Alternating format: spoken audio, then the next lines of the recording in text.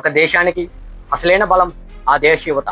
తరగతి గదిలో పుస్తకం పట్టుకొని చదువుతున్న విద్యార్థి రేపటి డాక్టర్ కావచ్చు, రేపటి శాస్త్రవేత్త కావచ్చు, దేశాన్ని నడిపించే ఐఏఎస్ అధికారి కావచ్చు.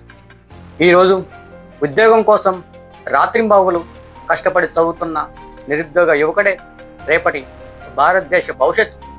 కానీ కలలు కనాల్సిన వయసులో ఉద్యోగం కోసం పోరాడాల్సిన పరిస్థితి వస్తే, చదవాల్సిన చేతుల్లో నిలిచిన ప్లకార్డులు రావాల్సి వస్తే, ఇది కేవలం ఒక విద్యార్థి సమస్య మాత్రమేనా, లేక దేశ భవిష్యత్తు గురించి ఆలోచించాల్సిన సమయమా?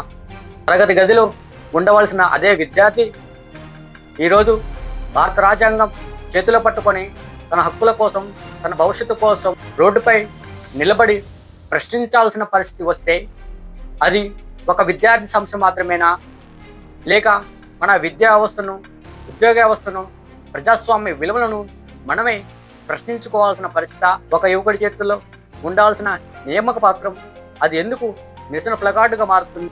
ప్రజాస్వామ్యంలో ప్రశ్నించడం నేరం కాదు, ప్రశ్నించడం ప్రతి పౌరుడికి రాజ్యాంగబద్ధమైన హక్కు. నేటి విద్యార్థే రేపటి నాయకుడు. వారి చేతుల్లో పుస్తకాన్ని కాపాడితే దేశ భవిష్యత్తును కాపాడినట్లే.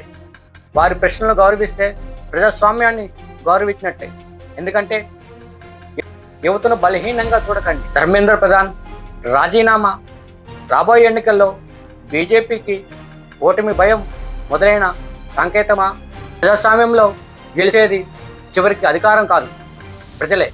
యువత పోరాట ఫలితమే ఈరోజు ధర్మేంద్ర ప్రధాన్ రాజీనామా చేయడం జరిగింది. అందుకే యువతను తక్కువ అంచనా వేయకండి. యువత బలంగా ఉంటే ఏదైనా సాధించవచ్చు. యువత బలంగా ఉంటేనే దేశం బలంగా ఉంటుంది.